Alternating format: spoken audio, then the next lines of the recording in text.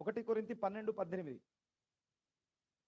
Yes, thank you father God. అయితే దేవుడు అవయములలో ప్రతి దానిని తన చిత్త ప్రకారము తన చిత్త ప్రకారంగా శరీరములో నుంచెను. దేవుడు తన చిత్త ప్రకారంగా నిన్ను నియమిస్తే నువ్వు నీ ఇష్టానుసారంగా నడిస్తేలా? నువ్వు నాయకులు చెప్పినట్టుగా వినాలి, కాపరి చెప్పినట్టుగా వినాలి, విశ్వాసం ఉంచాలి, దైవ సేవకులు చెప్పే మాట యందు లోబడాలి. ఇది నా సంఘము, నా కాపరి, నా తోటి సహోదరి సహోదరులు. ఈ విధంగా ప్రతి ఒక్కరూ ఒక బాధ్యత కలిగిన విశ్వాసులుగా సంఘములో నిలిచి ఉండాలి.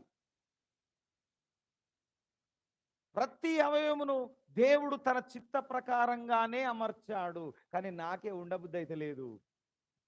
గాలి అప్పుడప్పుడు సోకుతాంది,